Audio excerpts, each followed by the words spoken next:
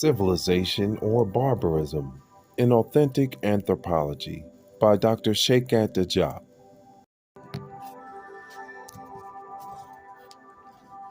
Another great scholar told me physically I do not know, but morphologically I know that the Australians are different from the modern human beings. However, the Australians are Homo sapiens sapiens in the strict sense of the term and do not constitute a branch apart. Their intellectual capacities have been tested, and we know that their performance is indeed identical to that of modern man. They are not of the insular origin. They arrived at the present habitat in Australia by navigating from the Asian continent about 30,000 years ago. According to Thoma, the Mongoloid fossils known to exist only in the recent Verm period, about 20,000 years ago in southern Siberia, Atatontova, Gora, Malta, and Bore, where they are accompanied by human representations of the Mongoloid type, may have resulted from an neanthropization of the Near Eastern Neanderthal when Siberia was habitable as far as 61 degrees latitude north.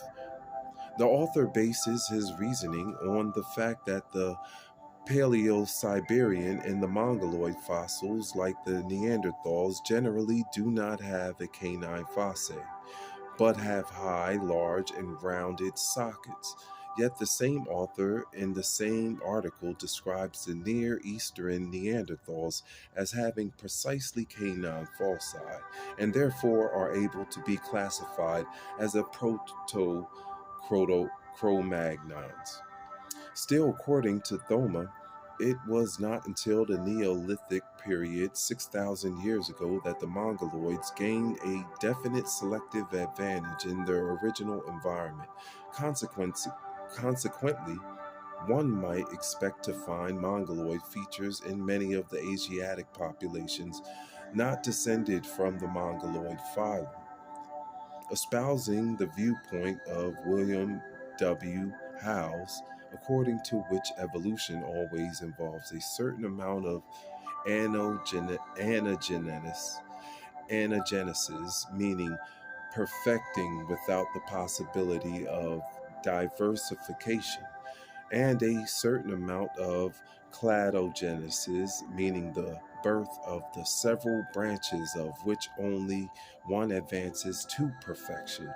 Thoma maintains that the MCST probable and hypothesis for humanity's evolution of polycentrism, which is not to be confused with the polyphyletism. According to this perspective, a species can originate from several other species belonging to different families of ancestral types. Thus, it was assumed at the beginning of this century that whites descended from the chimpanzees, blacks from the gorillas, and yellows from the orangutans.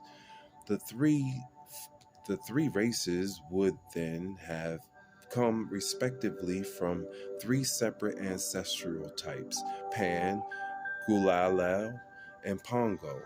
This would allow one to say, I, the Caucasoid, descend from the chimpanzee. I have nothing in common with the black who descends from the gorilla, or the yellow who descends from the orangutan, although all three of us are human. The purpose of this was to find, at whatever cost, a difference in origin that might justify racial superiority. It was Valois who demonstrated in 1929 the impossibility of polyphyletism. Thoma showed that the polycentrism began with Theodor Mollison of Munich in 1931 and was developed later by F. Weidenreich in 1943. And we will leave right there and I'll pick back up. I'm your Riley Highest Heart Love. This is Civilization or Barbarism.